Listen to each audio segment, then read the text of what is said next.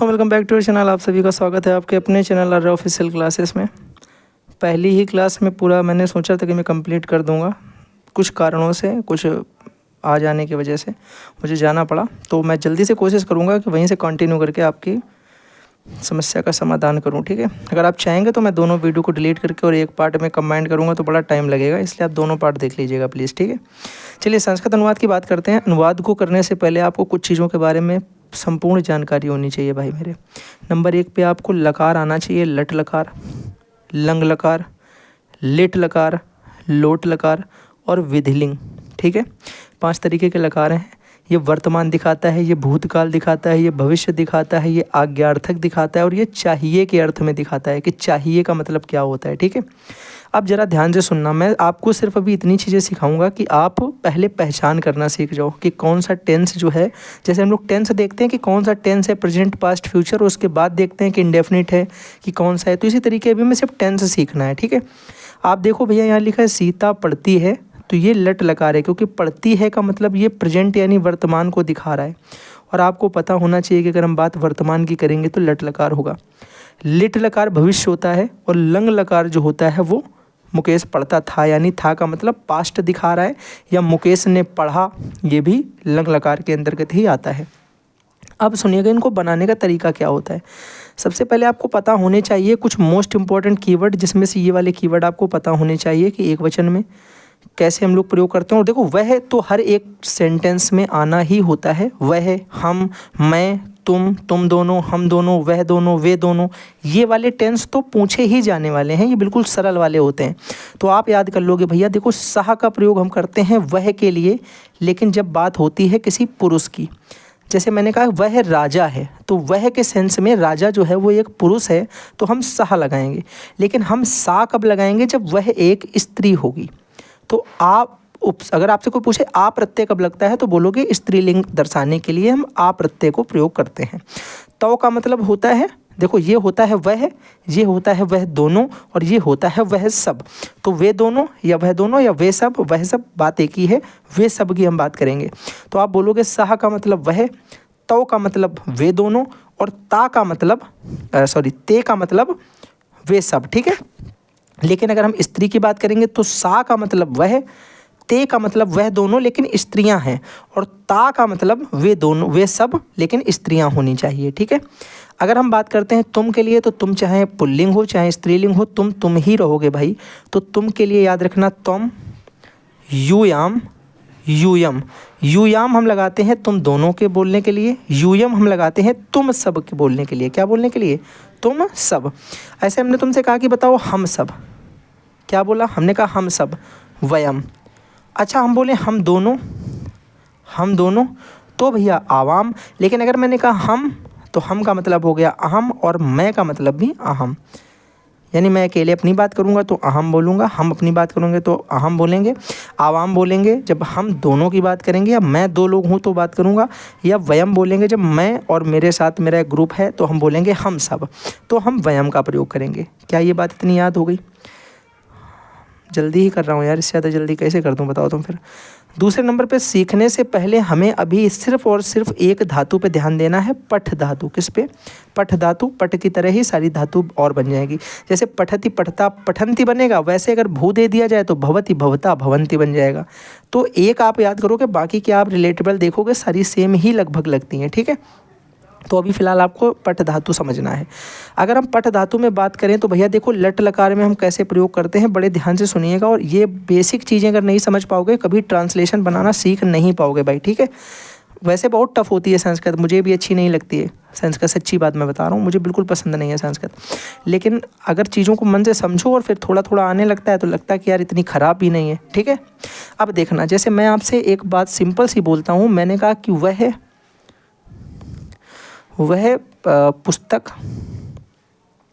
पुस्तक पढ़ता है। बड़े ध्यान से समझना, वह पुस्तक पढ़ता है। एक और इधर देख लो, हमने लिखा कि वह पुस्तक पढ़ती है। भैया एक बार जल्दी से बताओ, वह पुस्तक पढ़ता है और वह पुस्तक पढ़ती है, क्या तुम्हें दो अलग अलग चीज़ें लग रही? बिल्कुल लग रही भैया। दो अलग अलग चीज़ें किस सेंस से लग रही हैं? आप अपना सेंस समझो। आप बोलोगे भैया दो अलग अलग चीज़ें मुझे सिर्फ इस वजह से लग रही हैं क्योंकि एक में उसने बोला है कि वह पुस्तक पढ़ता है लड़का है, और एक बोल रहा है कि वह पुस्तक पढ़ती है लड़की है। लेकिन अगर लड़का की बात करते हैं तो लड़का के लिए वह को हम लोग लिखते हैं भैया सह। अभी थोड़ी देर पहले पढ़ा था, जरा याद करने की कोशिश करो, याद करने की कोशिश करो। थोड़ी देर पहले मैंने बताया कि वह अगर पुरुष होता है तो हम सह लगाते हैं, तो सह लिख दिया। अगर स्त्री होगी तो क्या लगाएंगे? वह के लिए। बोलोगे सा में आ का डंडा होता है तो वो स्त्री के लिए होता है, ठीक है, सॉरी। तो वो भैया किसके लिए होता है? स्त्री के लिए होता है। तो आप बोलोगे भैया इसका मतलब यहाँ पे हम लिख देंगे सा। क्या ये वाली बात समझ में आई? एक बार बस इतना बोल दो कि भैया इतनी बात तो समझ में आ गई है, इतनी कंफर्म। भगवान कसम खा जाओगे गलती नहीं करोगे, भगवान कसम खा जाओगे गलती नहीं करोगे, नहीं करोगे ना। अब मैंने कहा पुस्तक की अगर हम बात करें तो आप बोलोगे पुस्तक का मैं यहाँ पे कर दूंगा पुस्तकम एक वचन के लिए, और यहाँ पे भी मैं लिख दूंगा पुस्तकम। अब तुम कंफ्यूज हो जाओगे यहाँ पे ये समझ के कि क्रिया कौन से हिसाब से मैं लगाऊं। मैंने देखो कर्म लिख दिया एक वचन में, मैंने यहाँ पे कर्ता लिख दिया, जो उसका मतलब होता है वो लिख दिया। लेकिन मेरे को अब यहाँ पे भैया क्या चाहिए ये सोचो। मेरे को यहाँ पे चाहिए पठ धातु रूप संस्कृत में। हम यहाँ पे पढ़ने के लिए पठति लगाएंगे कि पठता लगाएंगे कि पठंती लगाएंगे कि पठिष्यता लगाएंगे कि पठिष्यंती लगाएंगे। पहले नंबर पे हमें देखना है टेंस। ता है, ती है, ते है, मतलब बात हो रही है वर्तमान की। किसकी बात हो रही? वर्तमान की। वर्तमान के लिए हमें पढ़ना होता है लट लकार, यानी ये कंफर्म हो गया कि लगेगा इन्हीं में से कोई एक। एक बात कंफर्म हो गई, इसमें भी ती है आया तो इसमें भी इन्हीं में से कोई एक लगेगा। अब हमें ये देखना है कि हमने अपना जो कर्ता लगाया है वो कौन सा वाला लगाया है। कर्ता मैंने यहाँ पे लगाया है साह। साह मेरा कहाँ पे था जरा ध्यान से देखो। एक तो तरीका मैं तुम्हें बताऊँगा पढ़ने का, दूसरा बताऊँगा डायरेक्ट देख के कैसे समझो। आप बोलोगे भैया हमने ये देखा कि मैंने जो अपना साह या सा लगाया है वो मैंने कहाँ से लगाया है, बड़े ध्यान से देखो। आप बोलोगे भैया वो सा मैंने लगाया है एक वचन प्रथम पुरुष।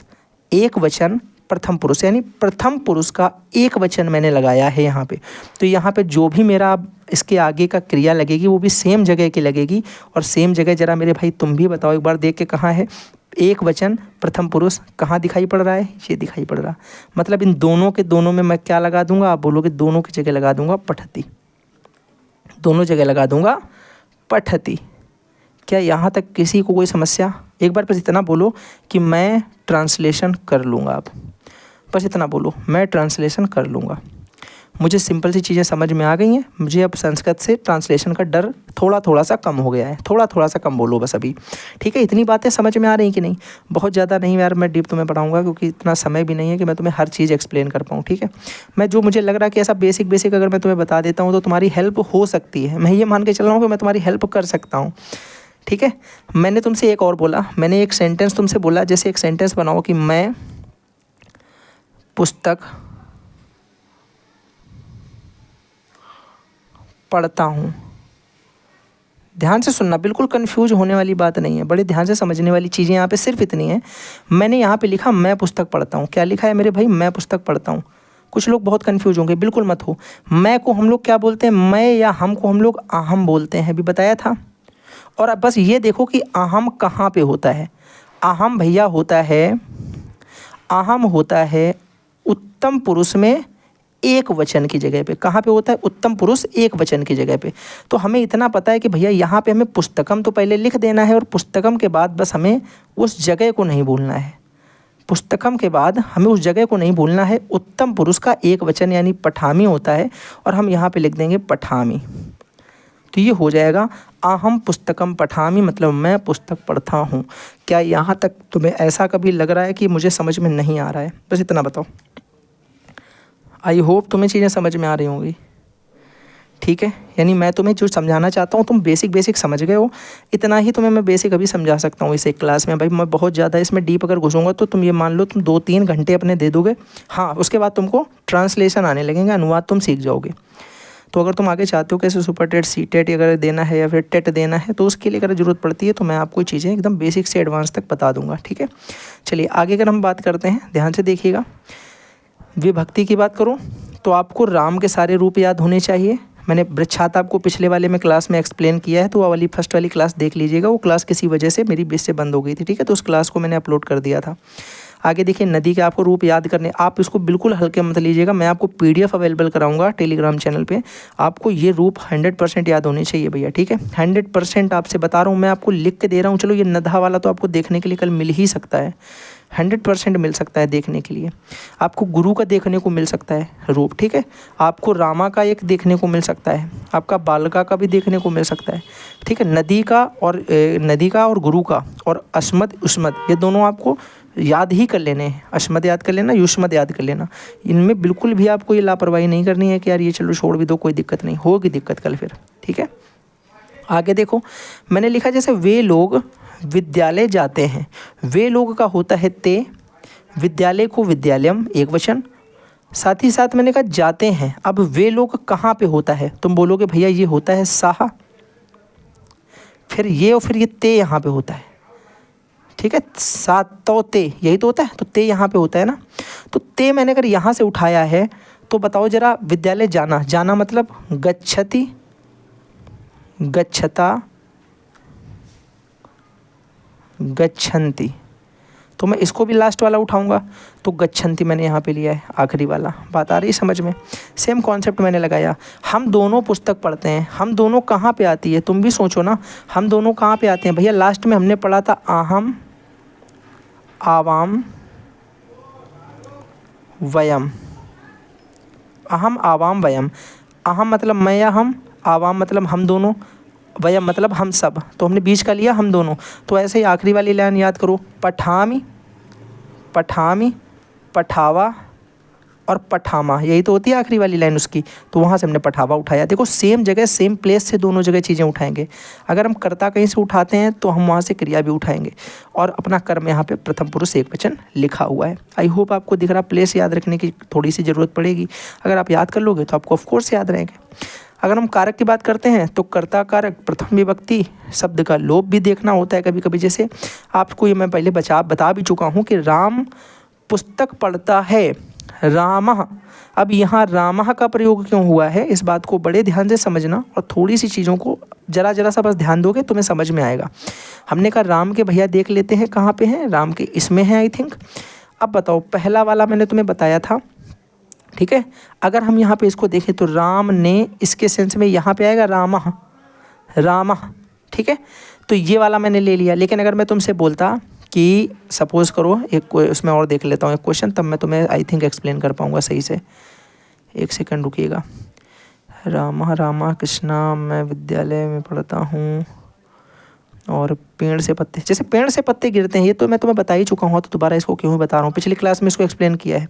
जैसे पेड़ से पत्ते गिरते हैं, तो पेड़ से, देखो पेड़ का मतलब तो वृक्ष हो गया, ठीक है, लेकिन से पत्ते अलग हो रहे हैं। अगर ये अलग हो रहे हैं तो अलग होने के लिए मैंने आपको अपादान कारक बताया, और अपादान कारक में मैंने आपको पंचमी विभक्ति बताया था पिछली क्लास में। तो पंचमी विभक्ति में हमें वृक्ष का जब देखो तो वृक्षात हो जाता है। इसी प्रकार हमें सारे देखने हैं कि उसके बाद क्या लगा हुआ है, बाद का कारक चिन्ह के हिसाब से ही हमें उसकी विभक्ति को रखना पड़ेगा, ठीक है भाई। चलो जल्दी से आगे आओ। इम्पॉर्टेंट में अगर हम बात करें तो वाच्य परिवर्तन संबंधी नियम को हमको देखना होता है, देख लेंगे भाई, कोई दिक्कत नहीं है। वाच्य संबंधी नियम आप ऐसा मान के चलो कि जो कर्तवाच्य होता है, कर्मवाच्य होता है, भाववाच्य होता है। कर्तवाच्य में आपको याद क्या रखना है कि जो कर्ता होता है वो प्रधान होता है, और इसमें कर्ता का प्रथम विभक्ति का प्रयोग होगा, कर्ता के प्रथम विभक्ति का प्रयोग। किस विभक्ति का? कर्ता के प्रथम विभक्ति का प्रयोग, और कर्म की द्वितीय विभक्ति का प्रयोग। लेकिन अगर आप बात करोगे भाववाच्य की, किसकी बात करोगे? भाववाच्य की, तो याद रखना पड़ेगा भैया हमको कि कर्ता और कर्म इसमें भी लिखेंगे। इसमें भैया हमें याद रखना है कि इसमें कर्ता का प्रथम विभक्ति लगता था, लेकिन इसमें कर्ता की तृतीय विभक्ति लगाएंगे। कौन सी विभक्ति लगाएंगे? तृतीय। और यहाँ हम कर्म की लगाते हैं भैया द्वितीय विभक्ति, लेकिन इसमें लगाते हैं कर्म की प्रथम विभक्ति, कर्म की प्रथम विभक्ति। और इसी कर्म के हिसाब से ही हम क्रिया की विभक्ति लगाते हैं। यानी क्रिया किस पे डिपेंड करती है भाववाच्य में? अरे सॉरी, मैं भाववाच्य बता रहा हूँ, सॉरी, भाववाच्य नहीं कर्मवाच्य बता रहा हूँ मैं, कर्म की प्रधानता दिखा रहा हूँ ना, कर्म का प्रभाव क्रिया पर पड़ेगा, तो ये कर्मवाच्य है भैया। तो कर्मवाच्य में कर्ता की तृतीया विभक्ति लगती है, कर्म की प्रथमा विभक्ति लगती है। अब सपोज करो तुमसे एक क्वेश्चन इसमें सिंपल सा पूछा जाएगा कल, देखना मेरे भाई, ठीक है। हल्के में मत लेना, कल पक्का पूछा जाएगा ये वाला। आपसे उदाहरण में देकर पूछेगा कि अहम बालकम पश्यामि, मैं बालक को देखता हूँ, इसको बताओ कि कर्मवाच्य में इसका जो सेंटेंस बनेगा वो क्या बनेगा।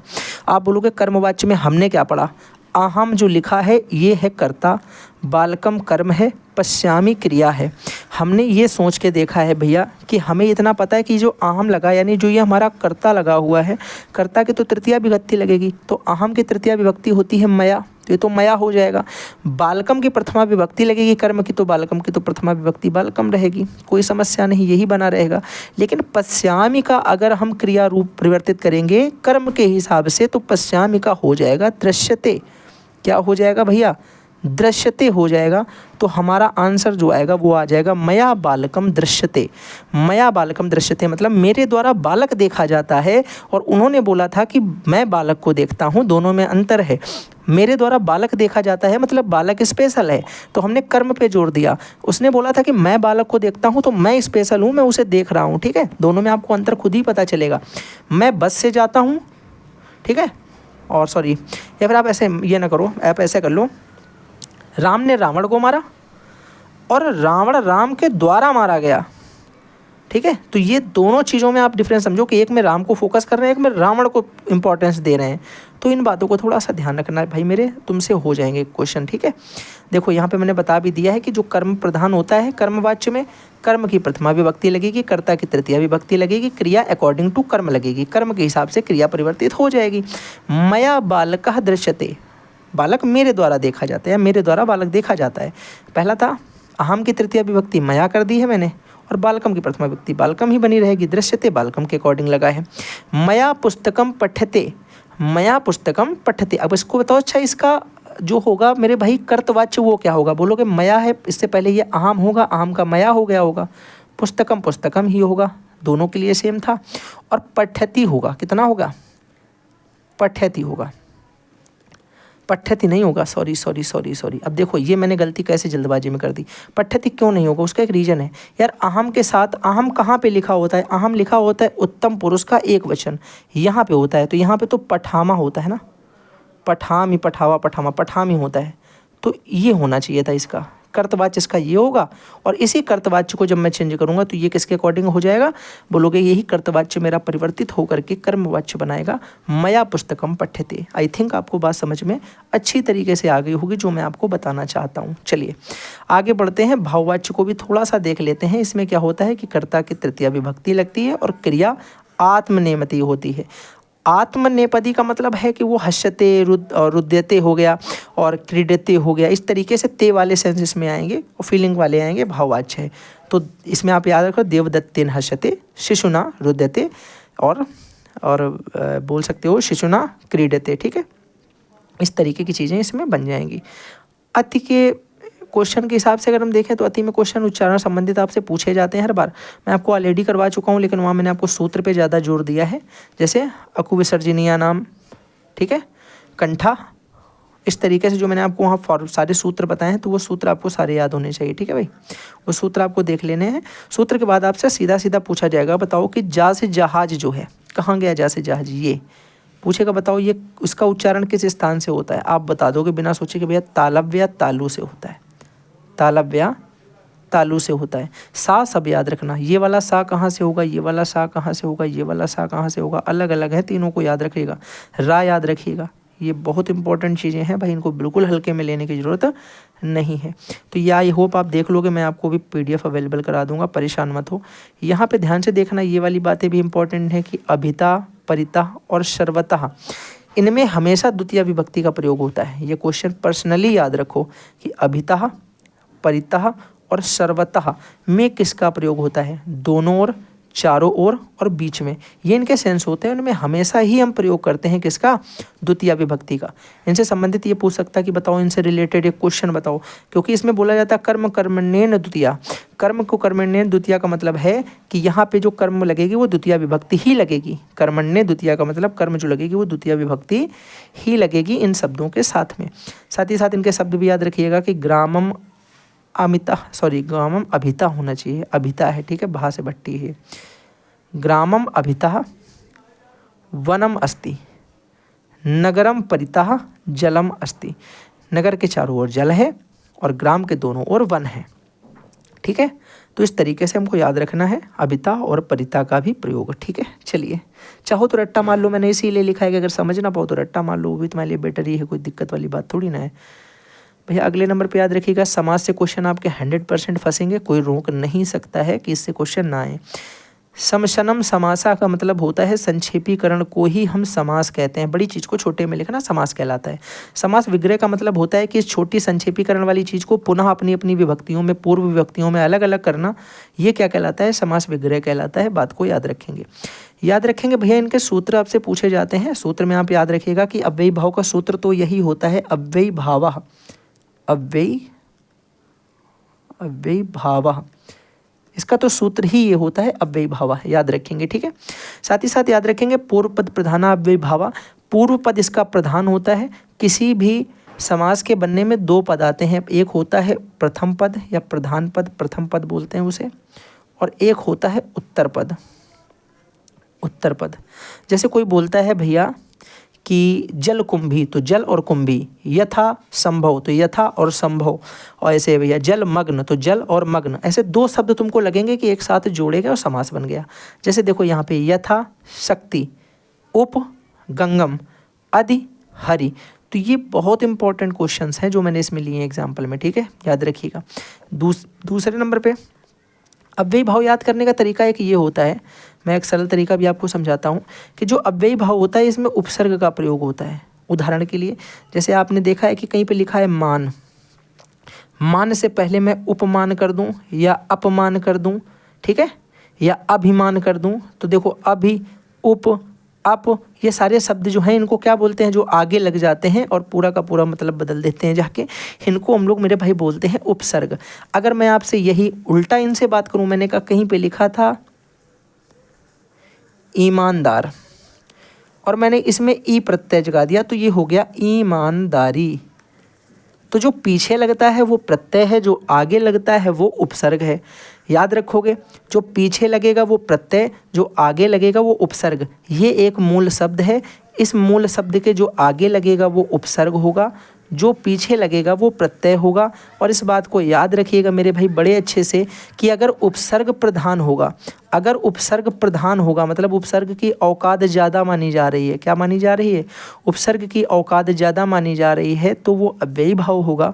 और अगर प्रत्यय की हम औकात ज़्यादा मानते हैं तो वहाँ पे तत्पुरुष होगा। मैंने एक साथ दोनों बता दिए हैं। ठीक है, अव्ययी भाव भी समझ में आ गया होगा और आपको वो भी समझ में आ गया होगा, तत्पुरुष भी समझ में आ गया होगा। अब सुनिएगा जरा, यथाशक्ति का होता है शक्तिम अनकृतम्य, क्या होता है? अनतिक्रम्य। ठीक है, इसका होता है शक्तिम अनतिक्रम्य। अगर हम बात करें उपगंगम की, उप का मतलब होता है समीप या पास होना, तो ये होता है गंगायाः समीपम, गंगायाः समीपम। अगर हम बात करते हैं अधिहरि की तो हरव इति, हरव इति। अगर हम निर्विघ्न की बात करेंगे तो निर्विघ्न में देखो नि दिखाई पड़ रहा है, इसमें प्रति दिखाई पड़ रहा है, इसमें अधि, उप, यथा, तो इनको देखते ही हम समझ जाएंगे कि यहाँ पे भैया उपसर्ग आगे जुड़ रहे हैं, तो ये हमारे अव्ययी भाव के होंगे। अव्ययी भाव के लिए एक ट्रिक भी होती है कि अगर एमसीक्यू में आता है कि बताओ कौन सा समास है, आप देखो किसी के आगे उप लगा हो, अधि लगा हो, प्रति लगा हो, यथा लगा हो, आ लगा हो, अनु लगा हो, अप लगा हो, अभि लगा हो, तो यहाँ पे हमें मिल जाएंगे उनके उपसर्ग। और जैसे ही हम उपसर्गों को देखेंगे तो हम क्या डिसाइड कर देंगे कि भैया ये तो एक अव्ययी भाव समास है। वेरी सिंपल भैया, अव्ययी भाव समास है, हम देखते ही डिसाइड कर देंगे कि ये तो अव्ययी भाव समास है। अगर मैं आपसे आगे बात करूं कि तत्पुरुष समास क्या होता है, तत्पुरुष समास का सूत्र बताओ, आप बोलोगे उत्तर पद प्रधानः तत्पुरुषः। उत्तर पद प्रधानः तत्पुरुषः का मतलब होता है कि किसी भी समास का अगर उत्तर पद प्रधान है तो वो तत्पुरुष समास होगा। एक बार बोलो, याद है? उत्तर पद प्रधान कौन होता है, किस में होता है? तत्पुरुष में होता है। या फिर आप बोलोगे इसमें प्रत्यय प्रधान होता है, प्रत्यय ही तो होता है उत्तर पद पीछे जो लगता है, तो ये प्रधान होगा और आगे वाला पद जो होता है वो प्रधान नहीं होगा। तो ये प्रत्यय मैं बोलने में बता रहा हूँ आपको, डेफिनेशन प्रत्यय नहीं लिख देनी है, आपको पहचानना ये सीखना है कि प्रत्यय पीछे लगता है तो मतलब पीछे वाला पद प्रधान, उपसर्ग आगे लगता है तो मतलब आगे वाला पद प्रधान। तो प्रथम पद प्रधान होगा तो अव्ययी भाव होगा, उत्तर पद प्रधान होगा तो तत्पुरुष होगा। क्या याद रख सकते हो? बोलोगे बिल्कुल याद रखेंगे, सिंपल सी बात है। आगे अगर हम बात करें तो यहाँ पे दो प्रकार के होते हैं मेरे भाई तत्पुरुष समास, समानाधिकरण और व्यधिकरण। समानाधिकरण में क्या होता है कि जब देखो 2 पद से मिलकर बनता है एक समास, आपको मैंने भी बताया, एक होता है प्रथम पद और एक होता है उत्तर पद। प्रथम पद को हम लोग याद रखिएगा पूर्व पद भी बोलते हैं, पूर्व पद भी बोलते हैं। देखो 2 पद हैं, एक ये है पूर्व पद, एक है उत्तर पद। अब याद रखिएगा अगर पूर्व पद भी प्रथम विभक्ति में हो और उत्तर पद भी प्रथम विभक्ति में हो तो हम उसे बोलते हैं समानाधिकरण, यानी एक ही विभक्ति में दोनों पद हैं। प्रथम पद में ही, प्रथम विभक्ति में ही मेरा पूर्व पद है, प्रथम विभक्ति में ही मेरा उत्तर पद है, तो इसे हम बोलते हैं समानाधिकरण। ठीक है, समानाधिकरण तत्पुरुष बता लोगे। अब व्यधिकरण क्या होता है? व्यधिकरण तत्पुरुष मेरे भाई जो सिंपल सा हिंदी में आपने तत्पुरुष पढ़ा था, जो मैंने आपको, आई होप अगर आपको याद होगा, मैंने अभी इससे पहले वाली क्लास में आपको कारक पढ़ाए थे, जब मैंने कहा था कि कर्म कारक, ठीक है, याद है ना, जिसमें मैं कर्म कारक को कर्म कारक नहीं बोल रहा था, मैं कर्म कारक को द्वितीय विभक्ति बोल रहा था, मैं करण कारक को तृतीय विभक्ति बोल रहा था, मैं संप्रदान को चतुर्थी विभक्ति बोल रहा था, यानी मैं कारक ना बोल करके मैं उसे तत्पुरुष विभक्ति में आपको समझाने की कोशिश कर रहा था कि आप आगे चल के डिस्टर्ब मत हो। याद रखना, व्यधिकरण कारक का मतलब होता है कि अगर पहला पद द्वितीय विभक्ति में है और बाद वाला पद प्रथम विभक्ति में है, पहला पद द्वितीय विभक्ति में, बाद वाला पद प्रथम विभक्ति में, तो हम इसको बोलेंगे द्वितीय, क्या बोलेंगे? द्वितीय विभक्ति तत्पुरुष। क्या बोलेंगे? द्वितीय विभक्ति तत्पुरुष बोलेंगे। एक बार जल्दी से मेरे साथ हाँ बोल दो कि बात हमें समझ में आ गई है। इसी प्रकार भैया पहला वाला तीसरे में, दूसरा वाला पहले में, फिर चौथे और पहले में, फिर पाँचवें और पहले में, फिर छठवें पहले में, फिर सातवां पहला। तो इस तरीके के हमारे बेटे 6 होते हैं। टोटल कितने होते हैं भाई मेरे? आप बोलोगे इस तरीके के भाई हमारे 6 होते हैं। ये द्वितीय विभक्ति तत्पुरुष, तृतीय विभक्ति तत्पुरुष, चतुर्थी विभक्ति तत्पुरुष, पंचम विभक्ति तत्पुरुष, षष्ठ विभक्ति तत्पुरुष, सप्तम विभक्ति तत्पुरुष। इस तरीके से हमारे टोटल 6 विभक्ति तत्पुरुष हैं। क्या यहाँ तक की कोई समस्या है तुम्हें? बोलोगे कोई दिक्कत नहीं, बात समझ में आ गई है। अब समझते हैं इनको कैसे याद करेंगे। ये मैंने आपको बता दिया है, यहाँ पे ये देखो मैंने इसमें लिख भी दिए हैं एग्जाम्पल कुछ। आप बोलोगे भैया अगर द्वितीय विभक्ति तत्पुरुष बात करें तो कोई पहला पद द्वितीय विभक्ति में, दूसरा पद प्रथमा विभक्ति में होना चाहिए, इसको हम बोलेंगे द्वितीय विभक्ति तत्पुरुष। जैसे ग्रामगता, शरणमागत, ठीक है, इस तरीके से ग्रामगता को हम बोलेंगे ग्रामम गता, शरणम आगत। तो ये राम रामो रामम वाला हो जाएगा ना, रामा रामो रामम, रामम रामो रामान। तो रामम वाले स्टार्टिंग में अगर हम द्वितीय विभक्ति इसको करेंगे तो ग्रामम बन जाएगा। ऐसे भैया अगर हम बात करते हैं तृतीय प्रथम की, तो नख का तृतीय विभक्ति होता है नखय, भिन्नः को हम प्रथम विभक्ति में ही लिख देंगे, नखय भिन्नः, ये तृतीय विभक्ति में लिख दिया और ये प्रथम विभक्ति में। तो नखय भिन्नः जो होगा ये क्या होगा? नाखूनों से तहस नहस कर देना। क्या कर देना? नाखूनों से तहस नहस कर देना। तहस नहस मतलब चीर फाड़। तो नाखूनों से चीर फाड़, देखो से छुपा हुआ है इसमें, और से देखते ही हमें समझ जाना कर्ण, कर्ण कारक है यहाँ पे, क्योंकि अलग नहीं कुछ हो रहा, नाखूनों से फाड़े पड़े हैं, ठीक है। तो ये से के सेंस में है। चतुर्थी प्रथमा एक साथ मिलेगी तो चतुर्थी विभक्ति तत्पुरुष हो जाएगा। लेकिन याद रखिएगा चतुर्थी का मतलब हम यहाँ पे क्या लेंगे? संप्रदान, यानी के लिए के सेंस में, के लिए। ऐसे भैया ये लेंगे से और अलग होने के सेंस में, से अलग। फिर भैया बताओ जरा हम इसके बाद कौन सा लेंगे? इसके बाद कौन सा लेंगे? बोलोगे भैया का की के, यानी संबंध वाला आएगा, का की के यानी संबंध। फिर अधिकरण यानी में या पर आएगा, में या पर। तो एक तरीके से वही कारक है जो हमने पीछे पढ़े हैं, बस यहाँ हम उनको विभक्ति का नाम दे रहे हैं, विभक्ति का नाम दे रहे हैं। पंचमी विभक्ति, जैसे चतुर्थी मैंने बोला, चतुर्थी में गोहितम, गोभ्या हितम बोलते हैं, यानी गौ के हित के लिए कुछ करना, गौभ्या हितम हो गया। चौरभ भयम क्या होता है? चौर भयम का मतलब होता है चोर से भय। तो चौरात भयम, देखो चौरात आ गया, वृक्षात, चौरात, रामात मैंने आपको बताए भी थे, किसके हैं? पंचमी विभक्ति के अपादान कारक के। भाई मेरे अगर तुम मन से पढ़ रहे हो ना, तुम्हें कल क्वेश्चन इसी क्लास से ही मिलेंगे, देखना तुम।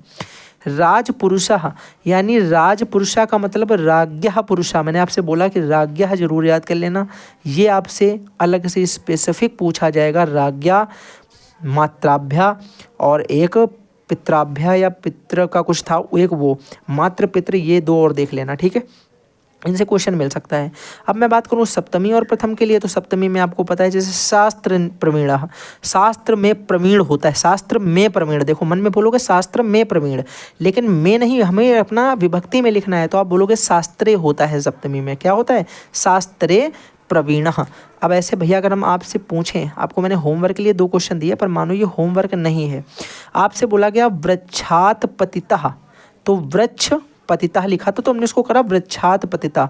वृक्षात पतिता का मतलब वृक्ष से गिरता हुआ कुछ पर गिर रहा है, तो वृक्ष से गिर के कुछ अलग हो जाएगा, और अलग होने का मतलब ही अपादान कारक है। और अपादान कारक को हम अपादान ना लिख के लिखेंगे पंचमी विभक्ति। क्या लिखेंगे? पंचमी विभक्ति लिखेंगे। भाई एक बार जल्दी से बताओ कि बात समझ में आ गई कि हाँ या ना।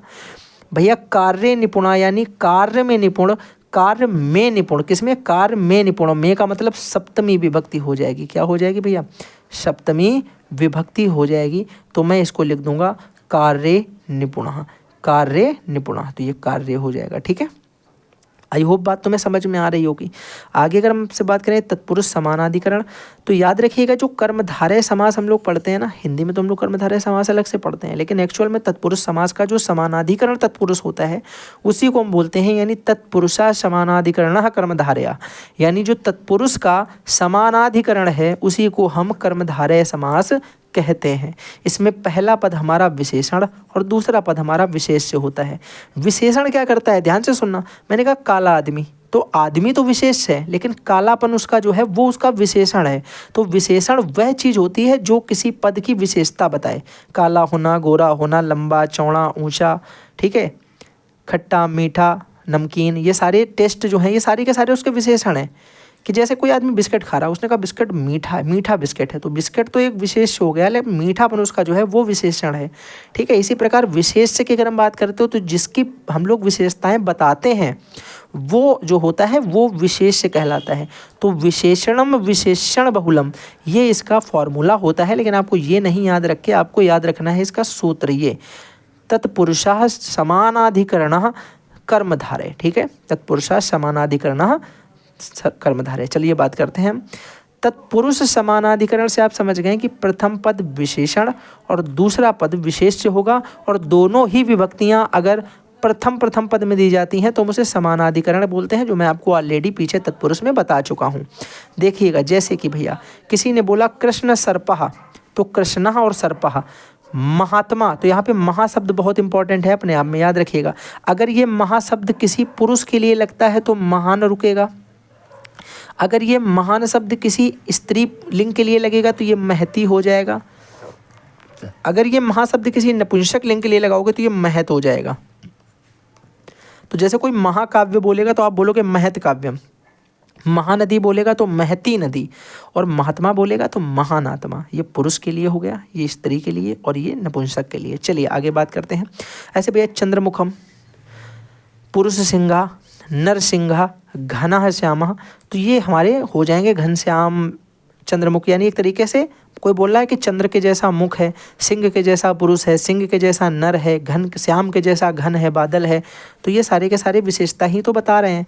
लेकिन याद रखिएगा, अगर मैं आपसे बात करूँ द्विगु की, तो द्विगु का आपको सूत्र याद रखना, और ये इससे क्वेश्चन 100% आपका MCQ में बनता है। और याद कैसे रखेंगे? बोलेंगे संख्या पूर्वो द्विगु, संख्या पूर्वो द्विगु। द्विगु का मतलब हो गया कि द्विगु वो होगा जिसका पूर्व पद यानी पूर्वो पद यानी पहला पद जो है वो संख्या दिखाएगा। पहला पद संख्या दिखा दे, शुरुआत में ही संख्या दिख जाए। पंच बोलते ही 5 दिख गया, पंच बोलते ही 5 दिख गया, पंच बोलते ही 5 दिख गया, त्रि बोलते 3, त्रि बोलते 3, अष्टाध्यायी अष्ट बोलते 8, शताब्दी 100 और चतुर्भुज 4। तो देखो शुरुआत में ही तुमको अंक दिखाई पड़ रहे हैं। लेकिन एक बात हमेशा याद रखिएगा, अगर मैं आपसे कहूँ कि भैया त्रिलोचन, त्रिलोचनः, 3 नेत्रधारी की बात करेंगे, तो आप बोलोगे भैया त्रिनेत्रधारी कोई द्विगु समास नहीं होगा। त्रिनेत्रः का मतलब तो कोई हमसे ये बोलना चाहता है कि त्रिनेत्रधारी की बात हो रही है, और त्रिनेत्रधारी तो शंकर जी हैं, त्रिनेत्रधारी तो शंकर जी हैं। यानी अर्थात वो हमसे किसी तरीके के द्विगु समास की बात नहीं कर रहा है, वो हमसे बात करना चाहता है कि जिसके 3 नेत्र हैं वो, अर्थात वह सह कौन है? वह है मेरे भाई त्रिनेत्रस्य सह कौन जाएगा? डायरेक्ट शिव शंकर जी जाएंगे। और जैसे ही हम शंकर जी बोलेंगे मतलब हो जाएगा ना प्रथम पद विशेष हुआ, ना दूसरा पद विशेष हुआ, ना उनकी संख्या से कोई मतलब हुआ, सीधा सीधा कोई तीसरे आदमी की बात कर दी। और वो जो तीसरे आदमी की बात करेंगे तो वहाँ पे बहुव्रीहि समास होता है, याद रखेंगे। ठीक है, बहुव्रीहि में किसी तीसरे की ही इंपॉर्टेंस होगी, अभी मैं आगे बताऊंगा। ठीक है, द्वंद्व आप समझ गए, द्विगु आप समझ गए कि पहला शब्द संख्यावाची होगा, लेकिन वो किसी तीसरे को नहीं दर्शाएगा, वो अपनी ही बातें करेगा। द्वंद्व में भैया क्या होता है, द्वंद्व समास बड़ा सिंपल होता है। उभय पदार्थ प्रधाना द्वंद्व, यानी इसमें उभय का मतलब दोनों ही पदों की बात हो रही, पूर्व पद और उत्तर पद, दोनों के दोनों पद जो होते हैं वो प्रधान होते हैं, किसी भी एक की इज्जत कम नहीं है भाई। अगर हम इतरेतर द्वंद्व की बात करेंगे तो इसमें होता है चार्थे द्वंद्व। चार्थे द्वंद्व का मतलब चा का अर्थ दिखाता है, जो वो होता है इतरेतर द्वंद्व, जो चा का अर्थ दिखाए, चा का अर्थ दिखाए। चा का अर्थ का मतलब भैया क्या हो गया, चा के अर्थ का मतलब ये हो गया कि और या तथा। जैसे त्वमेव माता च पिता त्वमेव, तुम ही माता हो, और चा का मतलब होता है और, तुम ही पिता हो, तो त्वमेव माता च पिता त्वमेव हो। ये जो चा है ये हमें क्या दिखाता है, ये हमें द्वंद्व दिखाता है, द्वंद्व समास दिखाता है। याद रखिएगा प्रथम पुरुष इसका प्रथम होता है, और जो उत्तर पद होता है, प्रथम पद इसका प्रथम विभक्ति में आएगा और उत्तर पद इसका द्वितीय विभक्ति में आएगा। जैसे सीता रामो, रामो रामः रामो रामा, तो ये रामो वाला जो है ये द्वितीय विभक्ति है। ऐसे राम कृष्णो, कृष्णः कृष्णो कृष्णा, इसके बाद धर्मार्थो, ठीक है। तो इसी तरीके से हमें मिलेगा कि भैया सीता चा रामः चा, राम चा कृष्णः चा, धर्म चा अर्थ चा। तो हमें पहले वाले के बाद में चा लगाना और दूसरे वाले के बाद में भी चा लगा देना है। ये हो जाएंगे हमारे इनके विश्लेषण, ठीक है। समझ में आ गई बात कि नहीं आ गई, बोलोगे हाँ भैया। यहीं अगर हम बात करें समाहार द्वंद्व की, तो हमें ये क्या दिखाएगा, इंग्लिश में बोलने जा रहा था मैं, ये हमको एक ग्रुप या समाहार दिखाएगा। समाहार का मतलब ही होता है कि मिलकर के एक ग्रुप बना देगा, कंप्लीट कोई चीज़ बना देगा, पेयर बना देगा। जैसे कि हमेशा ये नपुंसक लिंग में होंगे। जैसे मैंने बोला कि पाणिपादम, हाथ और पैर का एक समूह तो होता है, हाथ पैर चार जोड़ा। ऐसे मैंने बोला रथिका स्वरूहम, जो रथ होता है और जो घुड़सवार होता है, दोनों एक ही साथ तो मिलते तभी तो रथ तैयार बनता है। अनिहकुलम, सांप और न्योला, देखो इनका भी एक समाहार है, दोनों एक जगह मिलेंगे, लड़ाई झगड़ा होगा, इनको एक साथ बोल सकते हो, तो ये एक समाहार दिखा रहा है। तो इसी प्रकार से भैया जब हमें समाहार देखने को मिलेगा तो हम उसको बोलते हैं समाहार द्वंद्व। वैसे आपसे मैक्सिमम भैया द्वंद्व समास ही पूछेगा, इतना ज़्यादा आपसे विशेष नहीं पूछने वाले हैं आई थिंक, पर मैंने आपको बता दिया। एक शेष द्वंद्व में क्या होता है कि एक दिया जाएगा, दूसरा उसी के अंदर घुसा होगा, जो दिखाई नहीं पड़ेगा, वो दिखाई नहीं पड़ेगा। जरा ध्यान से सुनना, अगर आपसे किसी ने बोला पितरो, यानी पिता की बात हो रही, लेकिन पितरो दो पिता थोड़ी ना होते हैं, तो एक माता होगा एक पिता होगा, तो माता चा पिता चा बोला एक जाएगा पर उसमें होंगे दोनों। अव का मतलब क्या होता है, ये अव का मतलब क्या है, ये अव का मतलब क्या है, द्वितीय विभक्ति, दो लोगों की बात हो रही है। जैसे रामों का मतलब होता है दो राम, रामों का मतलब होता है दो राम, तो राम दो हो सकते हैं नाम के लोग, लेकिन पिता दो, पुत्र दो, हंस दो। तो जैसे पुत्र होता है तो पुत्रों का मतलब दो पुत्र हो सकते हैं, लेकिन हम लोग इसको क्या मानते हैं, एक शेष द्वंद्व में इसे हम लिखेंगे पुत्र ही चा पुत्रस्य चा। ठीक है, समझ पा रहे हो ना इस बात को जो मैं तुम्हें बताने की कोशिश कर रहा हूँ। हंसी चा हंसस्य चा, ऐसे मयूरो बोला जाएगा तो मयूर ही चा मयूरस्य चा। तो इस तरीके से आपको पता होना चाहिए कि हमें दोनों के ही शब्दार्थ लेकर के चलने हैं, दोनों के ही भाव को लेकर के चलना है। बहुव्रीहि समास का मतलब होता है अनेक मन्य पदार्थे। क्या होता है, अनेक मन्य पदार्थे। इसका मतलब होता है कि अगर हम इसमें अनेक सारे मान्य मान सकते हैं, बहुत सारे इसके पद के अर्थ निकल सकते हैं जो उससे हट के होंगे, अन्य अर्थ कोई निकलेगा जो दिया जाएगा उससे अर्थ नहीं पता चलेगा। जैसे पीतांबर, पीला है जो अंबर, पीतम अंबर यस्य सह, पीतम अंबर यस्य सह, कौन, कृष्ण। ऐसे बोला जाए लंबोदरः, तो लंबोदरः में क्या है, लंबम उदरम यस्य सह, पर कौन, श्री गणेश जी को लंबोदर कहते हैं, ठीक है। इसी प्रकार नीलकंठः, नीलः कंठः यस्य सह, पर कौन, शंकरः, शंकर जी की बात हो रही है। इसी प्रकार बोल सकते हैं लंबकर्णः, क्या बोल सकते हैं, लंबकर्णः, लंबकर्णः, तो लंबकर्णः मेरे भाई कौन होता है, लंबे कान, ये भी अर्थात श्री कृष्ण। तो बोल देंगे लंबम कर्णः यस्य सह, पर कौन, हम बात करेंगे श्री गणेश जी की, गणेश जी के लंबे कान होते हैं, सॉरी, ठीक है। आई होप आपको ये बातें समझ में आ रही होंगी। जल्दी से जल्दी, ऐसे हो सकता है कितनी जल्दी करवा दूं यार, चलो ठीक है। अब सुनना बड़े ध्यान से, मैं ये PDF आपको अवेलेबल कराऊंगा, ये सारे एक बार देखने ज़रूर हैं। मैं नहीं कहता हूँ तुम रट लो, बिल्कुल मत रटो, ठीक है। अगर कोई बोल रहा है कि वह कान से बहरा है तो बोलोगे साह, अरे भाई मेरे चल जा, साह श्रवणेन, सुनने से असमर है ना, बाधिरः अस्ति, रट डालो इनको धर के। वृक्ष से पत्ते गिरते हैं, वृक्षात पत्राणि पतन्ति, ठीक है। वह ब्राह्मण को दान देता है, सा विप्राय दानम ददाति, ठीक है, प्राय भी होता है और यहाँ पे ब्राह्मणाय भी लिखा, आप लिख सकते हो। फिर राधा गणेश को नमस्कार करती हैं, मैं राम के घर जा रहा हूँ। तो ये आप एक बार यार देख कर लेना, मैं इसमें सारी पीडीएफ डाल दूंगा, आप एक बार देख लेना। सेम चीज़ पढ़ के सुनाऊंगा ना, मुझे मजा आएगी ना तुम्हें मजा आएगी सुनने में, है कि नहीं? ठीक है, हो सकता है कल आपको इसी में से क्वेश्चन मिल जाए, सारे हैं क्योंकि इंपॉर्टेंट जो लग रहे थे सारे हैं इसमें।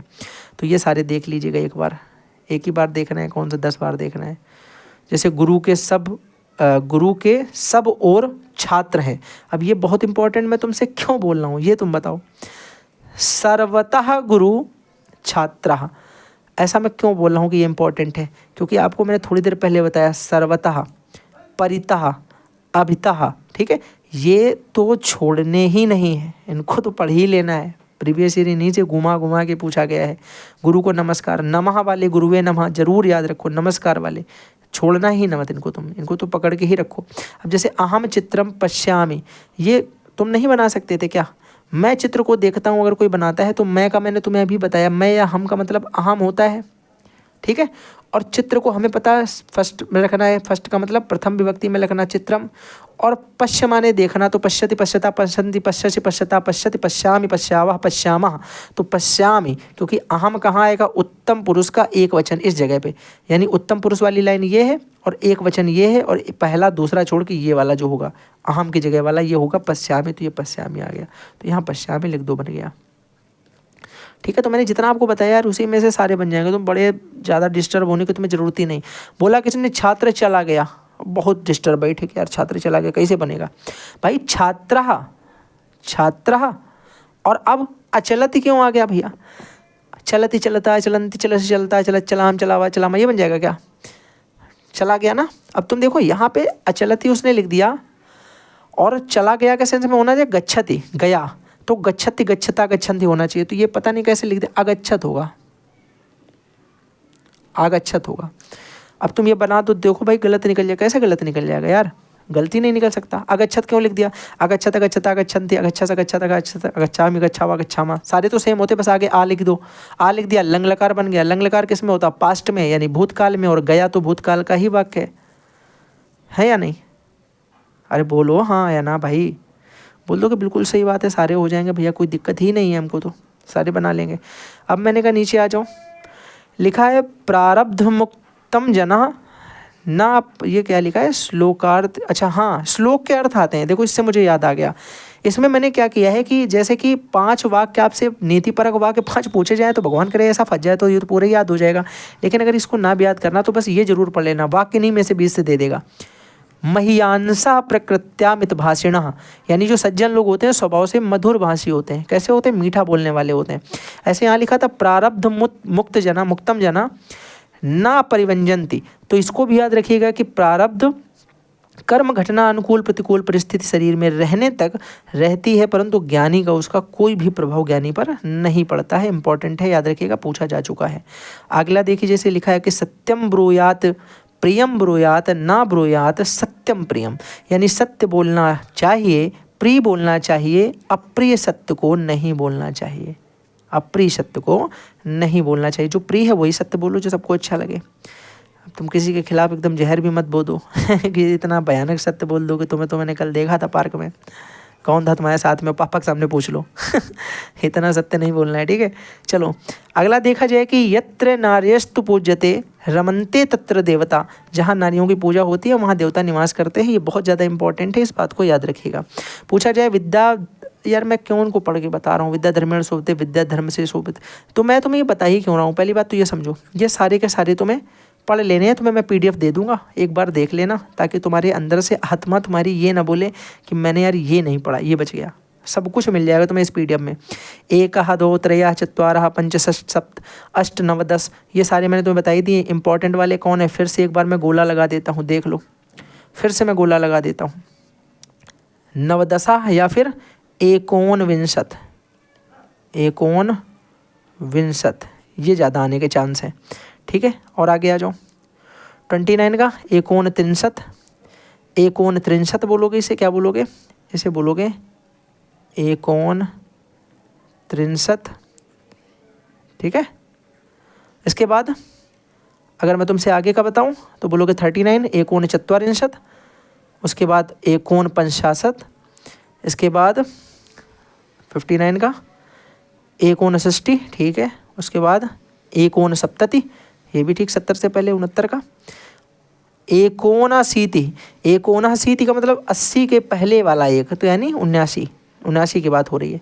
और 89 के लिए एकोन नवति, 90 से पहले एक कम, तो यानी 79 की बात हो रही है, ठीक है।